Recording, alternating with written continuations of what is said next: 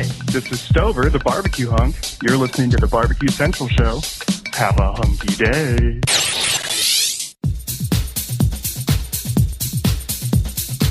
Happy to have you aboard here for the really big barbecue show. Boing. We cook because we have to, and we grill because we want to. Hit me. Fine, how's it going? You have a great show. I'm a big fan. Boing. So what seems to be the problem here? This man looks like he's dead, and he's in the crackle. Charbono! It's all about the charbono, dude! Succulent fish! What? He ate 2 feet or wiener. But listen, Lavernius, shut your face. I'm shaking like a dog shit peach seeds. We have top men working on it right now. Top men. And just like that, we are into the second hour. It's the Barbecue Central Show, where we talk about the most important things going on in the barbecue and grilling industry. If it's happening, we're talking about it. If you want to talk about it, I'm happy to have you. 216-220-0966. Or an email, greg@thebbqcentralshow.com. Or hit me on Clubhouse right now. We can do this. You raise your hand, I bring you up on stage, you ask me a question, or give your take on a guest or burning topic.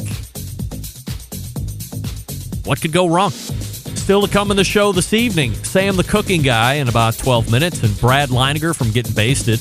Brad will be our first guest joining us through Clubhouse, so we'll see how that goes. Don't forget, you can follow me socially at BBQ Central Show on Facebook and Twitter, Instagram, TikTok, Snapchat, /BBQ Central Show on Facebook and Twitch for a live video feed. I think I got overzealous with the follows there. /RD Rempe on YouTube for a live video feed as well and a robust chat. We're also, as I had mentioned, live on Facebook. We greet the 514 studio. Hey now. Watching on Twitch, my first Twitch comment of this evening. So thank you for watching on any and all platforms. Also, I would like to mention, if you would prefer to get this show through podcast feed only, and you would rather not hear me do any ad reads, you can subscribe to an ad-free experience, both on Patreon at the patreon.com/BBQ Central Show page, or if you're an Apple Podcast user, you can subscribe to ad-free content right there within the show itself. Coming up on the best moments of the Barbecue Central Show in 10 minutes or less this Friday, you will find episode 201, bringing you back to November 1st of 2011, 10 years ago. Folks, there have been some classic moments on the show. There are plenty of classic moments. I don't even remember, as much as I'm ashamed to say it. However, this is not one of those moments. In fact, this particular moment, which you will hear on Friday, is one that has stayed with me since the moment it happened 10 years ago. Have you ever heard me reference the certified Angus beef rant courtesy of Dave Bosca from Butcher Barbecue? If you've listened to the show for any length of time, this mention works into the classic parts and fabric of the show and history, and is usually at the top of the moments that are mentioned. This Friday, you will hear the segment from which this classic rant was born, and better yet, you get to hear the setup to it happening. This wasn't a topic that Dave Bosca wanted to come on the show. This wasn't preconceived, where he's like, lead me into this, and then I'll just go on. This was not something that was a put on. This was an organic and spontaneous rant. If you haven't heard it before, you're in for a treat. I can't believe it's taken 201 shows to get here. What's going on? But Friday, it happens again. For some, the very first time. For many others, a stroll down memory lane to hear a great moment from the show's long and storied past. By the way, what's going on with Dave Bosca? How are you, my friend? Hope everything is well. Hope the family's good. Hope you have a great Thanksgiving when it comes. We got to have you back on, Dave. See what's happening. But this is the rant. Don't forget, you have to be subscribed to the podcast feed in order to hear it. And don't forget, you can email in your own request. If you would like to hear a particular segment or guest from months or years or decades past, email John. He puts them together, JON at thebbqcentralshow.com, and he'll do his best to meet your expectation. We do have a couple requests coming up as I was looking into the archive spreadsheet. So if you know you've put your request in, it's coming, probably within the next couple weeks or so. But this coming, man, is it going to be good. The CAB rant. It's so good from Dave Basket. Email from a listener. Hey, Greg, listening to last Tuesday's show, and you misspoke when talking about Guy Fieri's money. It's not $80 million per year. It's a 3-year contract. Crunching the numbers, Guy Fieri's $80 million 3-year contract with Food Network boils down to roughly $27 million in yearly compensation through 2024. Regards, Rick. Thanks, Rick. You know, just because Sam, the cooking guy, went out of his way 2 or 3 weeks ago to tell me that I misused a phrase, what was it, station in life, when I was referring to people being in the same type of circumstance that I was. I said station in life, which evidently means social standing, social status. And perhaps unknowingly, I used it in the very right way, as in, hey, only me and these really rich people can see Harry Styles and you can't. You're not in our station of life. But let's not make this a thing where you're keenly listening and ready to jump down my throat about something that I didn't say right or a phrase that I didn't use right. I'm as snarky as it comes to using correct English, using the right words, using the right phrases. But this is a live show. I'm talking off of my head most of the time and from time to time. And it is very infrequent. I might A, make up a word as we come to know, and B, I'll probably say something wrong, but it seems like it fits in my head. And if it makes you feel better to lob me an email like Rick did and say, no, it's not $80 million a year, it's 80 for 3, then you send me that email if that makes you feel good. I'll live with it. And who can live on $27 million a year? Guy needs a raise. He should be making $80 million a year. What did I do all last weekend? I watched diners, drive-ins, and dives all weekend. I've probably seen him 7 times. Sat right through him. Love him. Give that man $80 million a year so he can add another addition to Flavor Town. So we can add more acres to that village. Also, plenty of you emailed me on how Texas embedded correspondent Doug Scheiding didn't seem and or not able to grasp the difference between buying steaks from Creekstone and not from a butcher who carries Creekstone brand steaks in their local butcher shop as it relates to the KCBS National Grilling Competition. Right? I went back and listened to it. He did not seem to pick up exactly what I was putting down or as the rules were written. So in case the majority of you were like Doug, who I guess have access to Creekstone meat at your local butcher, I don't.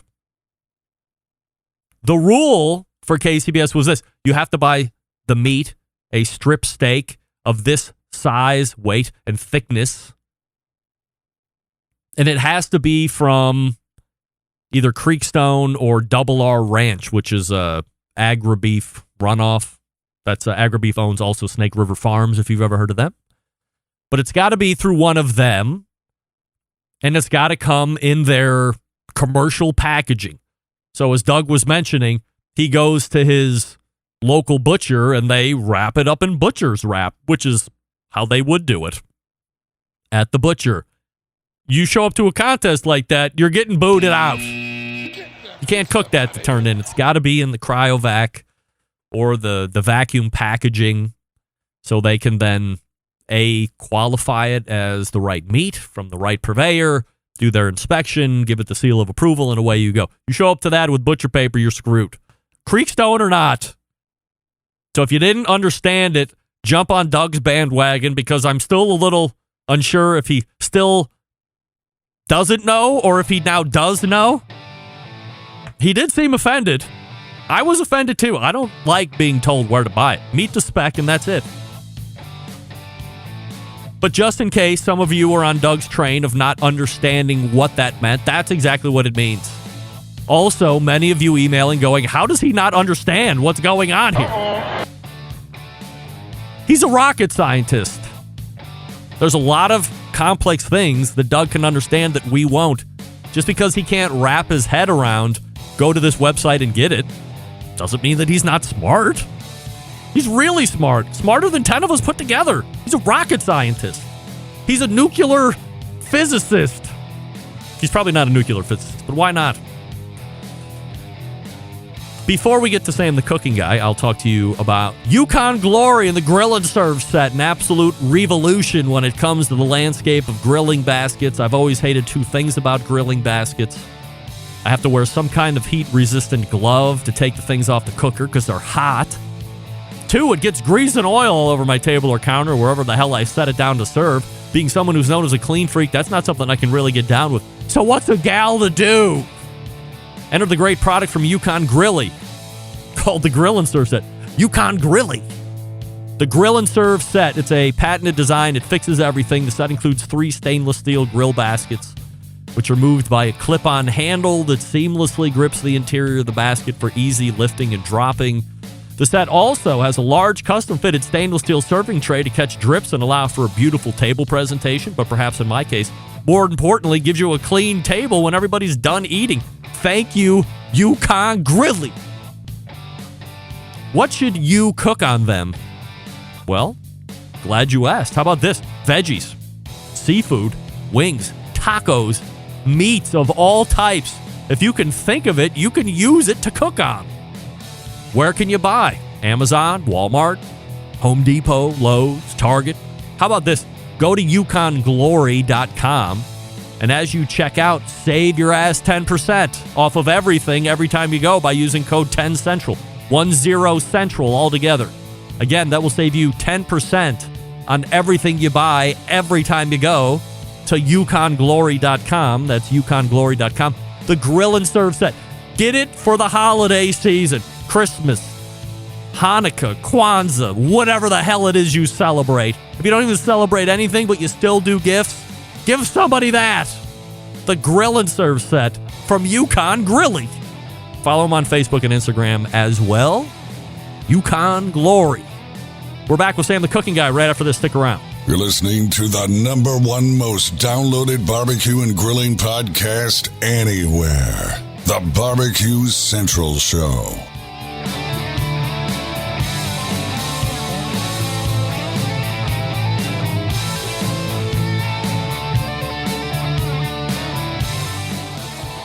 Howard Stern, Jim Rome, Dan Patrick, and Greg Rempe. The Mountain Rushmore of talk show entertainment. Now, let's get back to the Barbecue Central Show. And this portion of the show being brought to you by Pit Barrel Cooker, the most unbelievable outdoor cooking device on the planet, currently available in 3 sizes and a host of accessories to complete that pit barrel cooking experience. Whether you are a beginner or you're a professional, definitely a cooker you want to add to the arsenal. Visit pitbarrelcooker.com and tell them the Barbecue Central Show sent you. Joining me now, somebody that blows it up all over YouTube with 3.11 million subscribers as of 9 o'clock this very morning. We race to the hotline. And welcome back, Barbecue Central Show guest Hall of Famer and second hour, first Tuesday of the month, guest Sam the Cooking Guy. Hey, Sam, how are you? Oh, boy. We got trouble. I knew it. I can't hear you. No, I can't hear you. I see the lights are green. It's no good. We have no joy in Mudville. Just disconnect and then reconnect in. Try that. Why not? Like close everything down and then come back in. There you go. I saw him freeze that time. You know, it's just not a show unless there's at least one technical issue that comes in. You know, why not? Why not? By the way, if you're just tuning in or you knew that we had Robert Moss on the show, I think we have you. Yeah, there you are. You got me, yeah? You got me, yeah? I got you now. Okay, good. Let me finish. Let me try this. Hold on one second. No. Yeah, go ahead. Yeah. If you were wondering or you're just tuning in, you heard Robert F. Moss on the show and you wanted, somebody said something about tickets or why is his website linked, go and buy the remaining general audience tickets, general admission tickets, I think that's what it's called. And you can be a part of a huge first-time event where you will have access to 24 of the most prolific pitmasters in the country today, like Chris Lilly and Rodney Scott and Pat Martin, and the list goes on and on. People from Texas, whoever they are. So there you go. We are joined right now by Sam the Cooking Guy, and are you ready to go here or what? Yeah, I don't know what happened. Okay. I don't know what happened. And I can't hear myself in here. Well, yeah, because you don't have your headphones plugged into the bottom of the mic. Oh, yeah, that's right. Sorry. But I see, first time on the show, everybody. No, it's not. Can you hear me now? I was trying to do it with the earbuds, and somehow it wouldn't take. And I wanted to be cordless for you. Yes, well. Just let me start by saying okay. Thank you for your apology for misspeaking last week. Yes, all right. It's very impressive. You're a big man for coming on and telling everybody how terrible you felt that you misspoke. I want to be.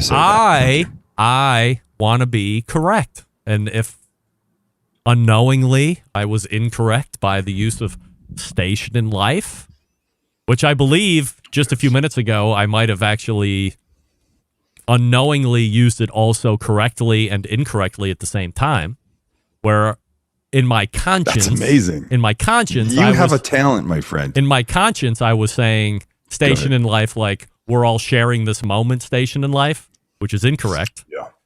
What I unconsciously also meant was, hey, you're not as rich as the rest of us.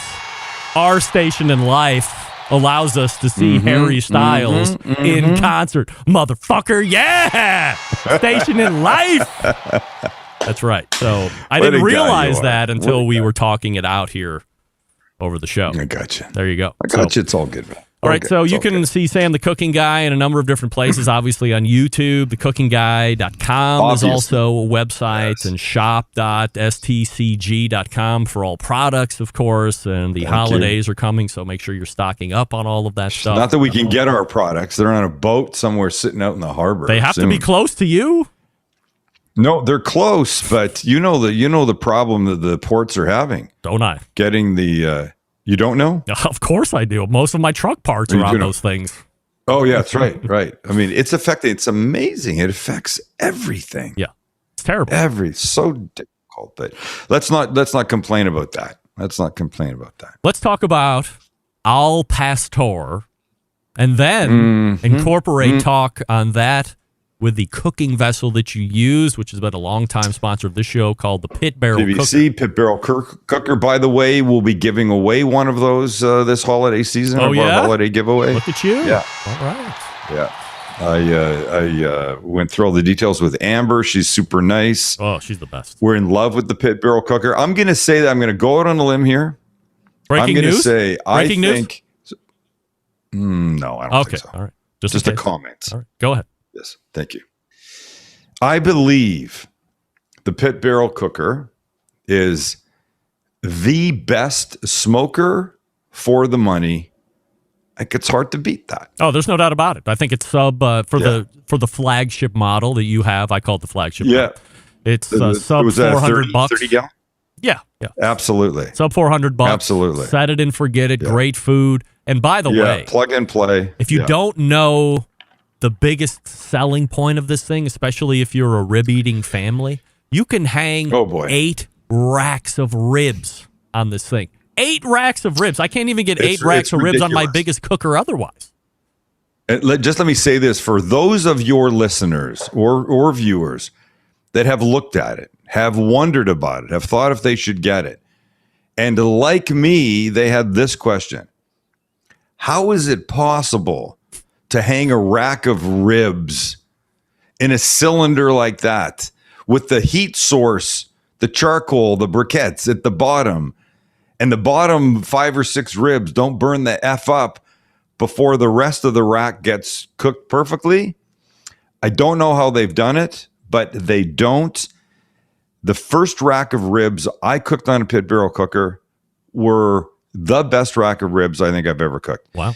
I'm not making that up. I'm not saying that because they're giving us one to give away. I'm saying it because that is what I said. It's crazy how it works. I'm a big fan. Little footprint too. Yes. Little footprint too, which by the way, if there's someone in your life that does not want too much gear out in the back porch, this little fellow does not take up much room. On the 30 inches. On the opposite side of that, there's a lot of us that suffer from MCS, multiple cooker syndrome, which hand in hand goes with if I bring another one home, my wife is going to divorce me or I'm going to have to get rid of one. Here's the perfect solution. If you don't have a pit barrel cooker already, you can get it. Yeah. It's really not that much money. And you could almost hide it behind every other cooker. So it's like your little secret. Exactly. So we did, you mentioned the El Pastor. We did El Pastor in Mexico. And places here, San Diego for sure. I don't know if they're doing it in Cleveland. You can get El Pastor tacos and just imagine it's pork. It's like a big shawarma.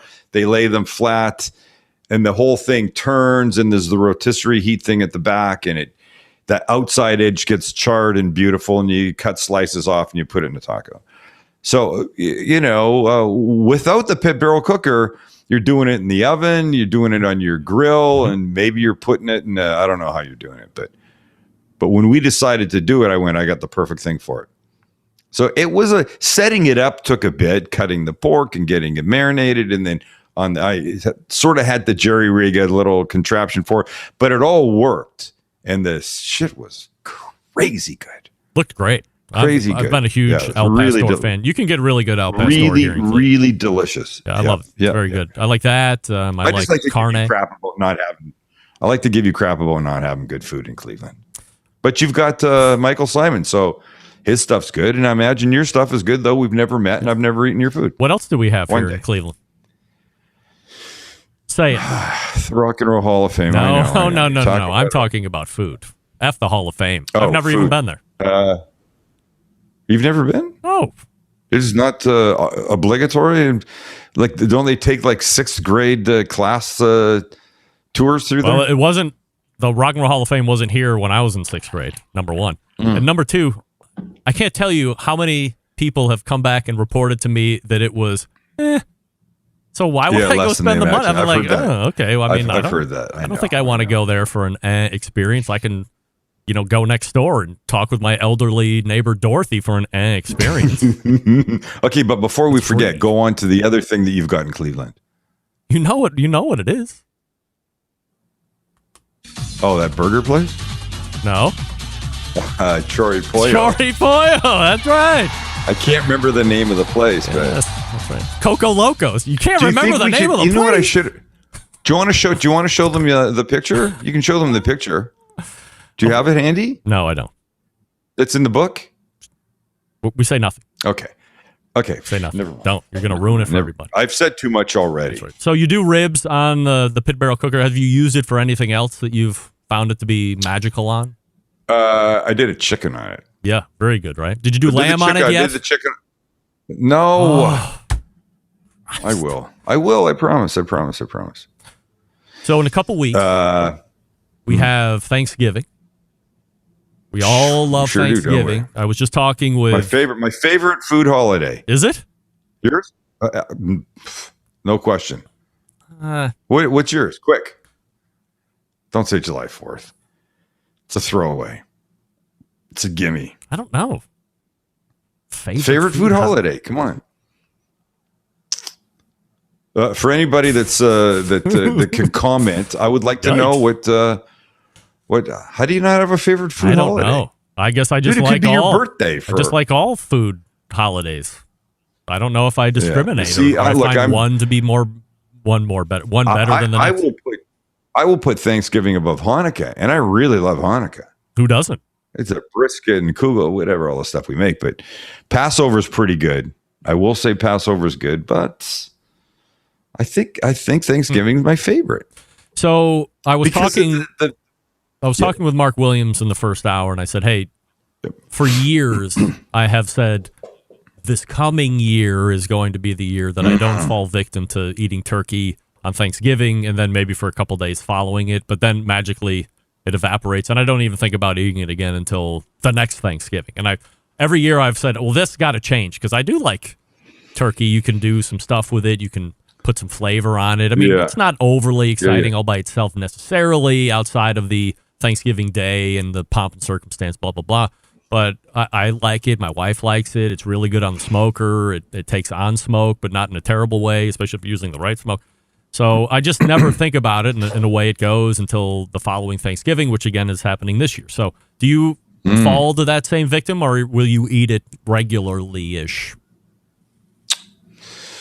I don't really know why, because I quite like it. I think it has to be brined for sure. We just shot this November video for Chosen Foods, right? The avocado oil that we're fans of, the sponsor of the show, that kind of stuff. They also make other avocado oil based products, including a line of mayos. So we're talking about, what would this? They're very cool. They go, what do you think you would like to do for a November video? And I go, well, what do you want me to feature? And they go, maybe the mayos would be good. And I said, all right. So I showed how to incorporate mayo into the 4 Thanksgiving traditional items. I took a turkey breast, which, by the way, I don't know if there's a stigma about them, but easy to cook, easy to handle, and there's no bones. It's just perfect. I bought a turkey breast, and I did it in the oven, having done nothing more than seasoning it with kosher salt and pepper and slathering it with this harissa mayo, this Mediterranean spiced mayo. And I'm telling you, it not was only gorgeous, but it was delicious. It was really good. And I forget how good turkey can be and easy when you think turkey breast. You doesn't have to be a whole all-day event. You can just do the turkey breast. You get the good part. It's all delicious. Everybody's happy. And we should be thinking about that more. But as I was doing the turkey breast, I also did mashed potatoes and gravy and stuffing, all of which had some of this different chosen mayo mixed in with it. Gravy? It's just a fat. Sorry? Gravy and the gravy, mayo? Honestly, Greg, just got better. Think of it. It's the just fat. An oil, it's like right? It's like taking, imagine taking gravy and just stirring in a couple tablespoons of butter. It's kind of like that, which I think when you think about it as being butter or mayo, maybe it doesn't sound all that great, but it's really delicious. It's really good. But so we had stuffing, we had gravy, we had mashed potatoes, I had turkey. And I had that next day a stuffing, turkey, mashed potato, gravy bowl for dinner. I could not have been happier. And when you think about that, we should be doing this more often. But where you get a turkey in August? Just at the grocery store, I would imagine. I guess. I don't know. I don't think there's very many of them. And I had to shoot something early one year for some Bed Bath & Beyond promo stuff I was doing, and I was hard pressed to find a turkey, and Are you They running needed into it shortages way out there? Tim McKeska was on a couple weeks or last week and said, I listened turkey to that. shortage. Yeah, it was after that I went out and I ordered mine. So I've not faced that yet, but I don't really know. I don't know. Have you found shortages? Well, of course, I went immediately out on Wednesday, blew off work because I can't sell any trucks, and I found it was like a 14-pound, 13-pound turkey, whole frozen, butterball. And then because I bought that one, I got a 6-pound breast only for half price. It was the deal. But you could only get one. Great. There was a big sign on the freezer door with limiting rationing out because of the impending shortage, blah, blah, blah. But I'm set to go. Oh, so wet or dry brine? Well, this particular bird, after it's thawed, will be already has a 30% injection salt in it. Solution. Yeah, so I won't do anything with it. I'll rub it a little bit, and then I'll either cut the backbone out of it, and it'll go on the smoker, or the breast will. Spatchcock. And then the other one will. It's going to be one way or the other. One's going to be in the oven. One's going to be in the smoke. Yeah. But both are already enhanced or injected or brined or whatever. So mine will not be enhanced, and I will dry brine. And for anybody that's listening right now, I'm going to tell you, forget the wet brine. Just forget it. It's a huge pain in the ass. It is no better at all than a dry brine. And a dry brine is about 4,000 times easier. So just cut it out. Do you just do you use a mixture, or is it just salt on top? No, I like to throw. Look, this time of year, I can't really get enough sage. I love sage. Mm-hmm. Sage is fall in a flavor to me. So I'll use a tablespoon of kosher salt for every 4 or 5 pounds of turkey. I'll put some dry sage in it, maybe a little bit of thyme, a bunch of black pepper, and that will be my dry brine. Simple. I'll spatchcock, probably cooks faster, cooks better. I think it's a beautiful thing. And look, Norman Rockwell's been dead a long time. That perfect looking bird that that famous picture is brought to the table. That doesn't happen anymore. Everybody's smiling at the Thanksgiving table. The guests at my Thanksgiving table are never always smiling. Somebody's arguing with someone. That's, that's the reality. Uncle Joe is there and he's crazy and everybody knows he's crazy. He talks about the same BS every year and nobody wants to hear it, but you have to have him because he's not maybe drunk. He's very drunk. About ready to pass out into his whipped potatoes. Yeah. So, but I love it. I love the leftovers. It's that's the best part. Friend of mine calls Thanksgiving the Super Bowl of leftovers. That's right. One year we were down at my parents' house and we had a bunch of leftover stuffing, a bunch of leftover mashed potatoes. And the next day, my mom and I rolled everything up into balls, breaded them, and deep fried everything. Deep fried stuffing balls, deep fried mashed potato balls. We were crazy. How was that not a good thing? So good. The potatoes we probably should have had more in the freezer for a little longer because some of them did kind of droop out, but start to they blow out. Yeah. Melted, not melted, melted. Yeah. The air fryer. Do you have an air fryer? Yeah, of course. What's happening? Oh, we're done. Are we done? We got a minute. I do have an air fryer. I'm just saying. I have a Ninja. I'm saying those potato balls. What? I have a Ninja Foodie thing. It's a pressure cooker. It's an air fryer. It's a slow cooker. Yeah. I'm saying I think air frying those mashed potato balls, air frying them is sometimes better than deep frying them. Yeah, and I like to take like a little a cube of stuffing and cram it in the middle. And there's cheese and whatever you want else you want to put in there, and then you flour them and then egg them and then panko them. Air fryer, really good, really easy, simple.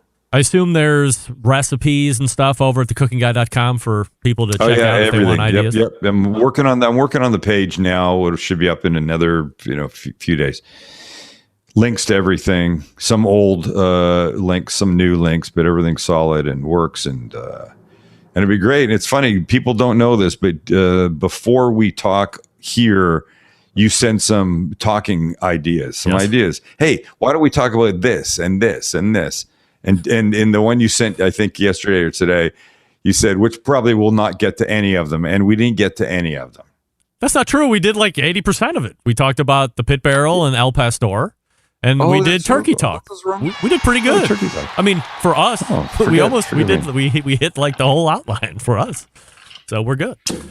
You can find Sam over at thecookingguy.com. You can find him on YouTube, where 3.11 million of you already have found him, enjoying videos Mondays, Wednesdays, and Fridays. And for your shopping needs, shop.stcg.com. Nice. Get it before it's too late, or get it before anybody else gets it, and then it'll definitely be too late, and get ahead of the damn shipping curve as well. Gosh, Sam, I know you're going to stay tuned for my debut Clubhouse guest audio. He's in there right now.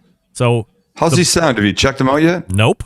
The biggest hurdle. Why are we doing this? But the biggest hurdle has been cleared. He's in. He's ready to go. I didn't know if he was. I mean, you have to download the app. You have to find the room. What if he sounds like shit? He's not going to sound like shit. He's a world champion. You have standards. Right, hold on.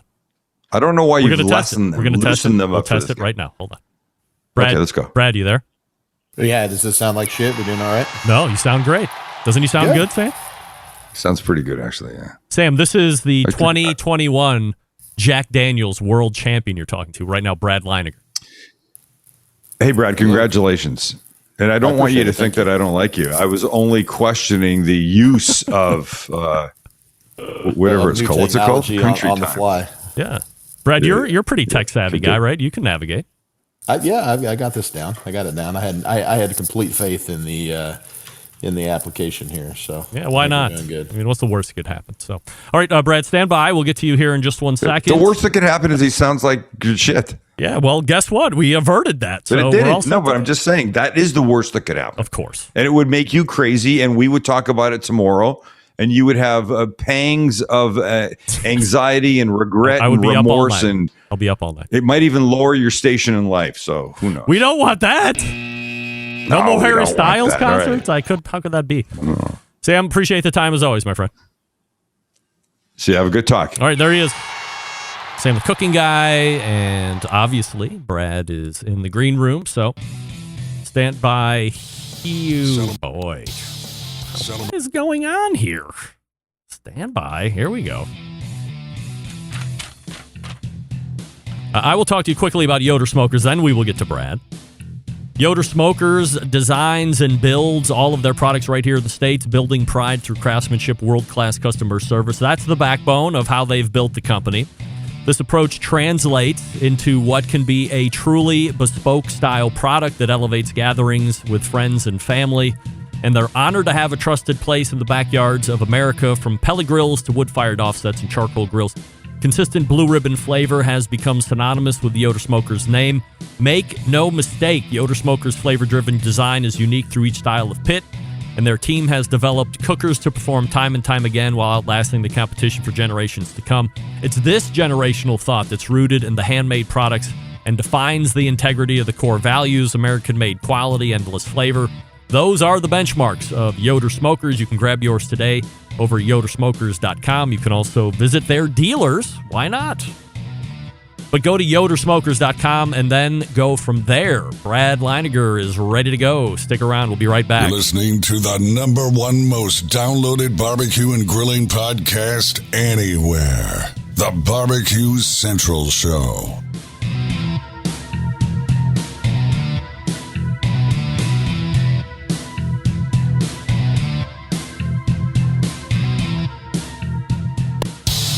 Celebrating over 10 years of prolific and unparalleled live fire barbecue and grilling talk. And yes, it's still being done from Cleveland, Ohio. You're listening to the Barbecue Central Show. And this portion being brought to you by Smithfield. Head on over to smithfield.com and get tips from world champ pitmasters like Chris Lilly, Darren Worth, Ernest Cervantes, Giles Cridland. Mouth-watering flavor, no artificial ingredients. Smithfield Fresh Pork. Quite simply, some of the best pork money can buy. A trusted choice of world champ pitmasters for use at competitions and at home. By the way, if you're a committed cook, and you are competing, go to smokingwithsmithfield.com to brag and enter your first place pork and rib finishes. Helping me close the show tonight is the pitmaster for one of the most successful teams on the KCBS circuit here over the past, it's got to be 10 years now, has a number of Team of the Year titles to his credit, restaurants, world championships on the shelf. A few weeks ago, he added a GC of the Jack Daniel's World Championship Barbecue Cook-Off to that list as well. Here to talk about it and some other live fire topics is none other than the pitmaster of Gettin Basted, Brad Leighninger. Hey, Brad. Hey, Greg. How are you? Good. Appreciate you jumping on here with me this evening as we close out the show. And this is kind of a rebook as well. We were going to do it a couple weeks ago. I forget exactly. Maybe I took the week off or some banana thing like that. But we're happy to have you on. So first, let's talk about what happened a couple weeks ago. And here's the conversation that I love to have with somebody who has never had 1 ounce of thought of competing in a barbecue competition in his life. That's me, obviously. I love having the conversations with the guys that win either the Jack or the American Royal, and hopefully they haven't won both. I know you were just shy on the American Royal side of things. You were a reserve 1 year, a couple years ago.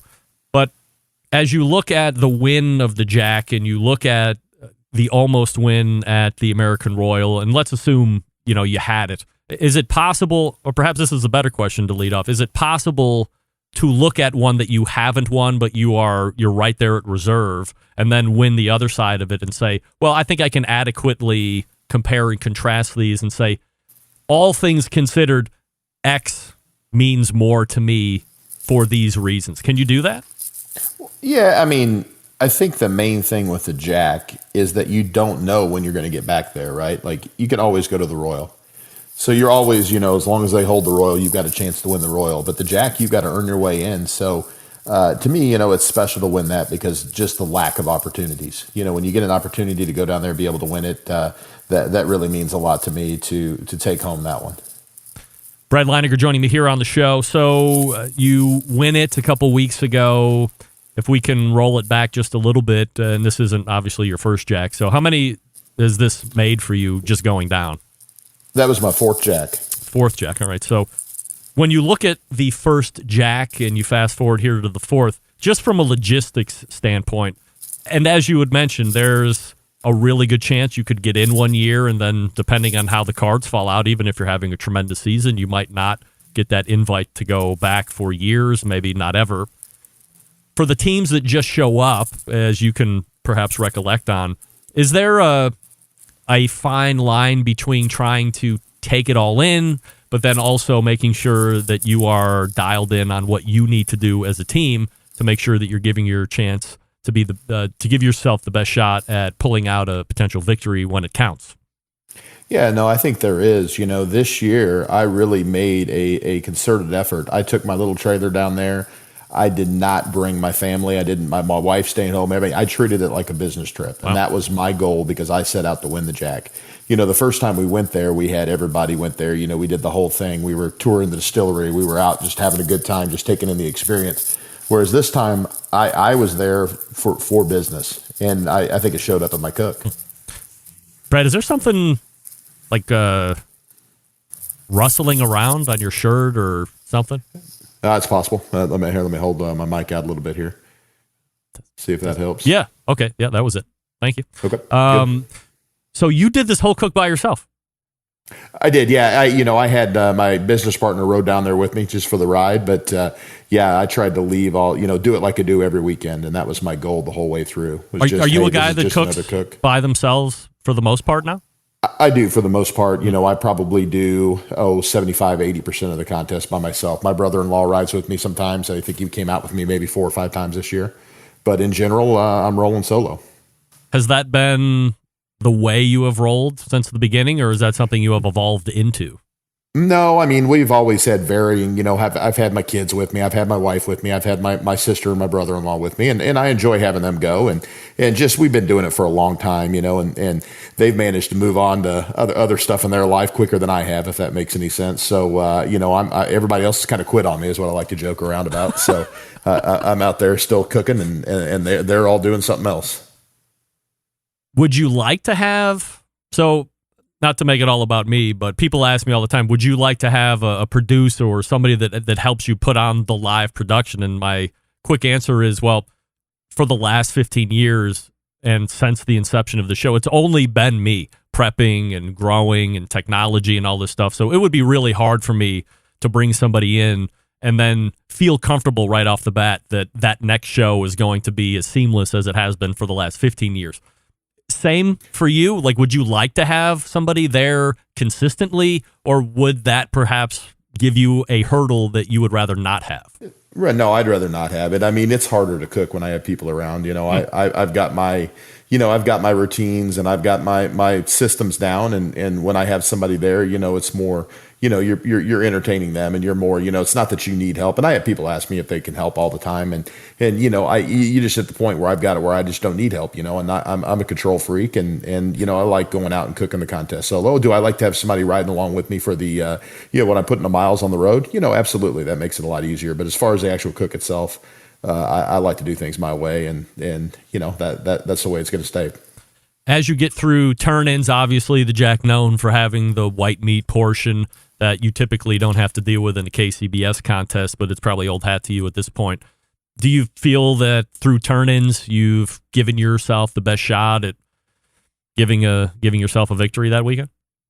Oh yeah, and I've been cooking pretty solid, and I think one thing, Joe Pierce and I from Slaps have been point chasing and cooking pressure pack contests for probably the last 18 months, and so that really set us up to go in there and cook at a high level at that contest. And I was right next to Joe, and I know he had great food and I had great food. I wasn't surprised to see us go 1-2. I thought either one of us could have won it. And, absolutely. I knew when I turned it in, I turned in what I wanted to turn it, what I wanted to give to the judges. Then it's just a matter of finding the right tables. Do you think Joe gets the respect he deserves on the competition side? I think he's starting to. I think, he kind of did it backwards. He jumped in, from Pitmasters first. And kind of got his accolades from that on the TV side of things. And then he's really honed his craft. And I can tell you, I've been chasing points for, a long time. And Joe is as tough as anybody I've competed against. So if he hasn't, he deserves it because he has turned into a ferocious competitor. And I can tell you I'd stack him up against anybody. Brad Leininger joining me here on the show. Pitmaster Gettin Basted, your 2021 Jack Daniels world champ. So as you are going through awards and you're getting through top 10 and it's just second place and then first place, when you hear Gettin Basted called for grand champ specifically for this one, what are those first emotions that kind of wash over you? Is it the stereotypical elation and screaming and yelling, or because it seemed to be a business trip from the outset, is it like, yeah, of course, I prepped, I closed, and this is what's supposed to happen? Yeah, I mean, obviously, there's some elation there, but at that point, it's almost relief, right? I mean, you're sitting there walking through it, and you're you've got the calls, right? And I've got people after I got my brisket call, I had 3 top 5 calls, and after I had the brisket call, I got people coming up and congratulating me and stuff, and I'm just trying to shoo them away. I'm like, look, it's not over yet. Stay away from me. Don't jinx me. I'm just sitting there trying to, I had Johnny Trigg try to hug me on the way to the stage, for my brisket call, and I told him to sit down. I said, hey, Johnny, sit down. If I get another call, then I'll give you a big old hug then. But this thing's still not over. So, you're kind of sitting there and you think you've got the calls, but you never know at the Jack, right? You never know what that one thing you didn't hear your name in. It could have been a really low score. So you're just sitting there ticking through the numbers. And when it finally hits, I mean, honestly, the first reaction was just a sense of relief. It's like, okay, we got this thing done. And then after that, the elation hit. And then, just kind of hits home that, yeah, man, you set out to one of your barbecue bucket list. One of the things you circle that you want to get done is win the Jack. And that I just accomplished that. It took a few days to settle in, but it's certainly one of the best feelings I've ever had in barbecue. Is this the biggest competition win to date then? Oh man, I mean, we won pork shoulder at Memphis in May this year. King of the Smoker was a big one as well. But yes, certainly, it's hard to argue the Jack Daniels is on the short list, and just the visibility of it, and just the stock that everybody puts into it. I mean, I think I'd have to say, yeah, it probably is my biggest win. Is the Jack at all? I'm saying this with peace and love. Is the Jack potentially overrated? Well, I don't. It's just one of those deals that, you know, not everybody's there. So maybe the field isn't as tough as some of the other majors, you know, but I don't know that you can overrate something with the mystique and just the, you know, just the name brand recognition of winning the Jack. I just don't think you can overrate it. Do I think that, you know, sometimes it's a little too difficult for some of the good teams, maybe in the Midwest or, you know, places that have a ton of contests, maybe some of those Texas teams or something. Do I think maybe a few more of those teams should be in there? Yeah, I probably do. But still, I mean, that's a world-class field. And to go out there and win one of those contests, it's hard to say it's overrated. Brad, you are currently sitting first in KCBS Team of the Year points. You were the Team of the Year last year, of course, and that was a unique season, to say the least, as it kind of got started halfway through, and then it was a sprint, to say the least, to get through the end. And, of course, you outlast everybody to take Team of the Year in 2020. You are on pace for another one, backing it up in 2021. You were Team of the Year again in 2018. I mean, you have to be, if not the most prolific, one of the most prolific competition teams out there the last 5 years, easily. You could be winning it 3 out of the last 4 years if things go right here. Are you a lock for Team of the Year right now, or are you, Joe, still battling a little bit? I am. I can officially say I'm a lock since it's KCBS changed their season. It ends October 31st. Oh, all right. Well, here we are talking to the 2021 KCBS Team of the Year, Brad. So, I mean, 3 in 4 years is pretty awesome. Yeah, I mean, you know, I didn't set out really last year to win it. You know, 2018 and this year I kind of made it the goal to set out and win it. And, you know, this year I kind of wanted to win it because, to my knowledge, nobody's done it 3 times. So, you know, I had the opportunity and wanted to go out and get it done 3 times. I doubt I do it again, but you just never know. So anyway, yeah, I'm really proud. And it's really satisfying. I don't think people that haven't done it can understand that just the mental and physical toll that it takes to go chase points in barbecue. I mean, you just can't have an off week. You're traveling from coast to coast. You've got to cook at a high level every week.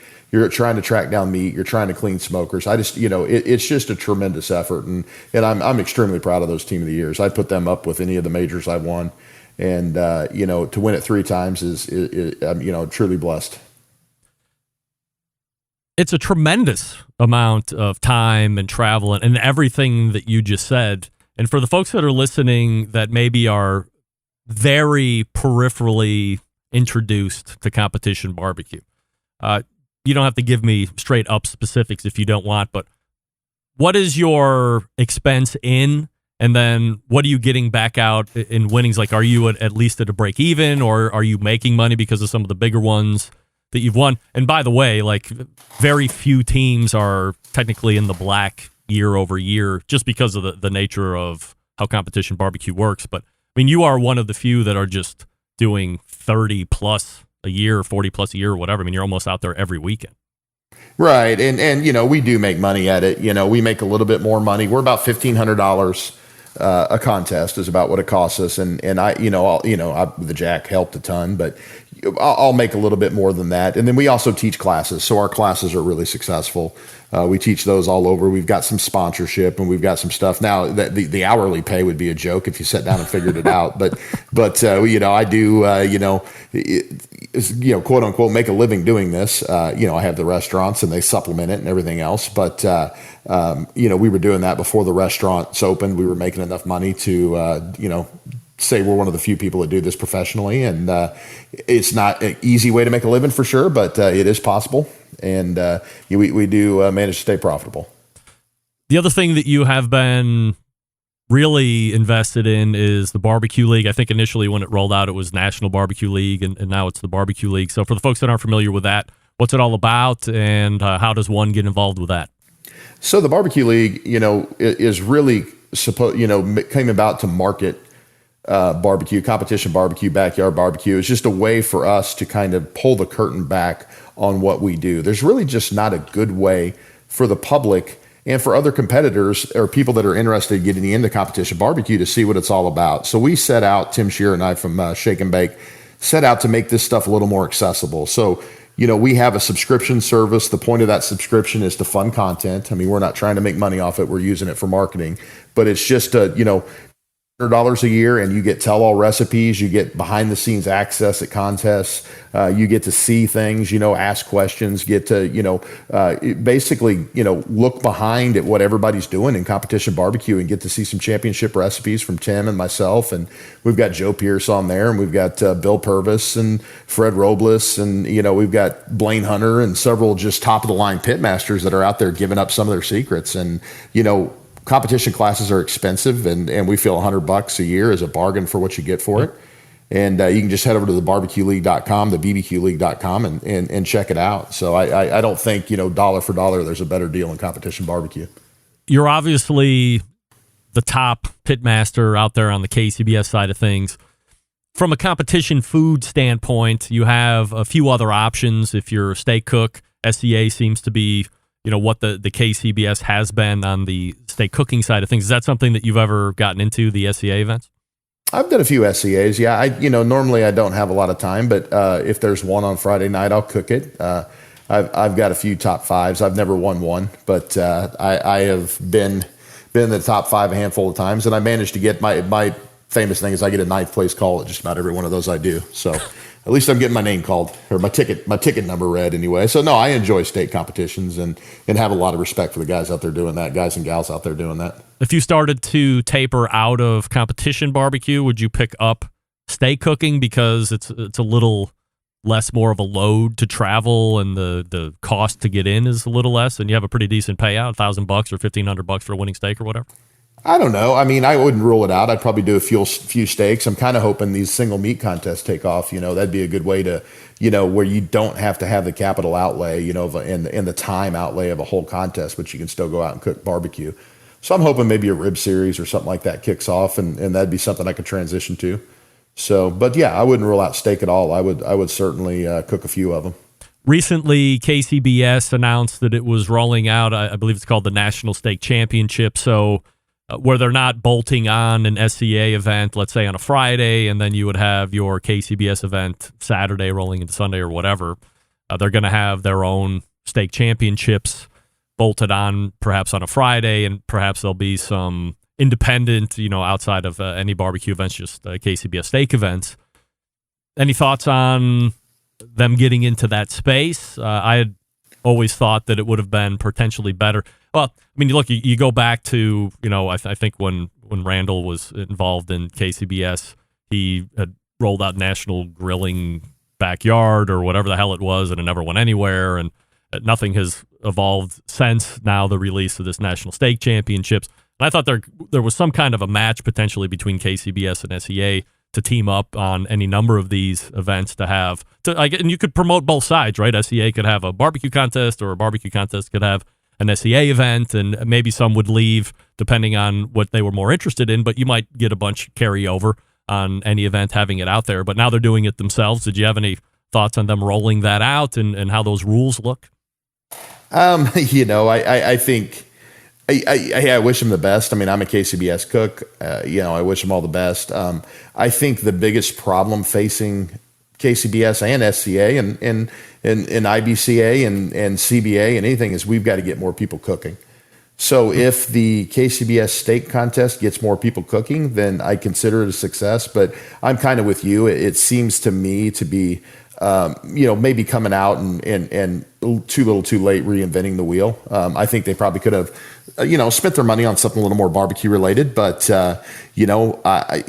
hopefully I'm wrong. And the KCBS steak cook-off is just another avenue for people to get competitions under their belt. And I think there's some cool things with it. I think the idea of another championship, the SCA does one down in Dallas. I think the idea of there being a championship in Kansas City and some more money thrown at cooks, I think that's a good thing. But I do think it's a little redundant. Maybe not necessarily, probably could have been done a little bit differently, or they could have done something else differently. If I was involved, I probably would have steered them a different direction. But that being said, I hope it's successful and wish everybody that wants to get into it the best. I probably won't be cooking any strip steaks, but that's just my decision. Is that PC enough answer for you?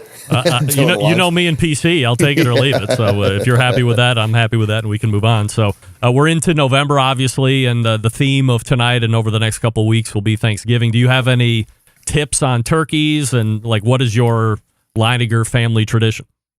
Well, I roast a turkey, in the oven. That's I'm not a big smoker just because I like the gravy. I could take or leave the turkey, but to me, to have the proper gravy, you've got to have the pan drippings, which means the turkey's got to be roasted in the oven. So that's how we do it. That being said, I am filming a turkey recipe on the Gateway Drum for the barbecue league we're going to put out. So I am going to be smoking one here in the next couple days, so I'm looking forward to that. But as far as our spread goes, it's pretty traditional. We're going to have the whole bird and the mashed potatoes and stuffing and the whole 9 yards. So that's just the way we've always done it, and I love cooking it. I mean, I got into cooking, other food long before barbecue, and Thanksgiving is just one of my absolute favorite meals to make. And I sit there and spend all day cooking. I can hardly eat by the time it's done, but it's worth it just to watch everybody happy and eating your food. Brad Leininger is the pitmaster of Gettin Basted, your 2021 Jack Daniel's World Championship Barbecue Cook-Off Grand Champ. And as we just learned, he is your 2021 KCBS Team of the Year champ, announced right here on the show a few minutes ago. Brad, always appreciate the time. Congrats on all the success, and we will talk to you again soon. Yeah, hey, thanks, Greg. Thanks for having me. You got it. There he is, Brad Leininger right there. And it is a successful test of the clubhouse. Little microphone rub there, but I caught that. I figured that out. All on my own. And he was adept at pulling it away and sounded like a champ. Of course, he is a champ. Okay. Quickly, before we runneth over, I'll talk to you quickly about Vortic Watches, a small batch custom watch manufacturing and vintage restoration company located in northern Colorado. They take antique American pocket watches, just like this one. And look at the back. There are the guts right there. They take these and turn them into wrist watches. Their mission to preserve and enhance the legacy of manufacturing excellence in America.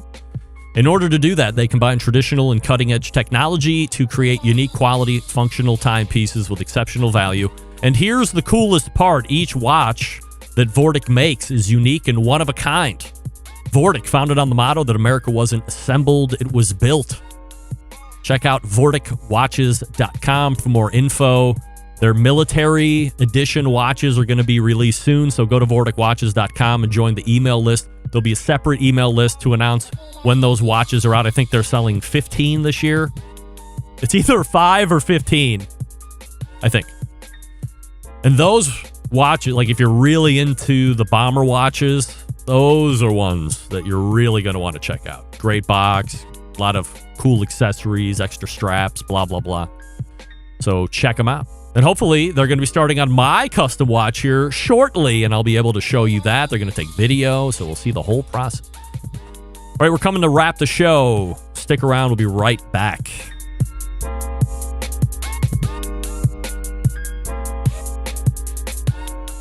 Whole packers, full racks, legs and thighs, injecting butts. If you've never heard this before, you might think you found the best XXX show ever. Let's get back to the most homoerotic host out there today, Craig Rimpey. All right, welcome back, and we are ready to wrap it up.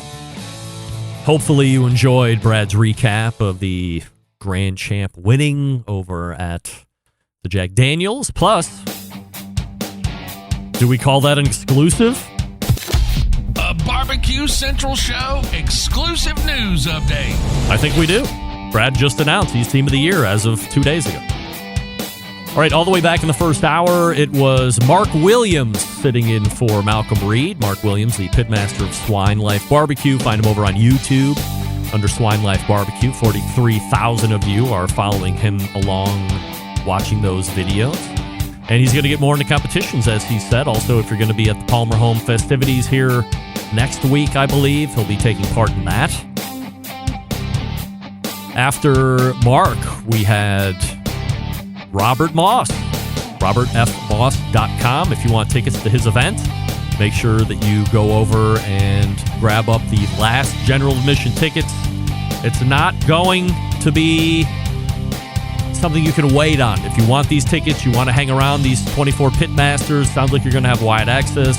The food is going to be spectacular. Get after it. RobertFMoss.com. Also sign up for that new publication that he has coming out, second hour, Sam the Cooking Guy, of course.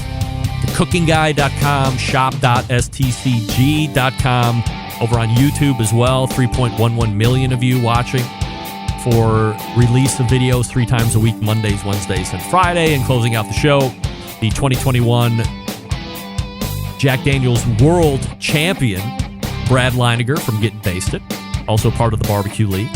Go to thebbqleague.com and sign up for $100 a year. Get all that info that you just talked about a couple minutes ago. And it doesn't sound like he's going to be into the KCBS side of steak things. His choice. I'm withholding judgment until we have at least a couple on board. Big show planned for you next week. Of course, Meathead will be in, amongst others. So, how do I always leave? September 11th, 2001. I will never forget. Until we reconvene next Tuesday at 9 p.m. Eastern, this is your program host and proud U.S. American, Greg Rempe. Good night now.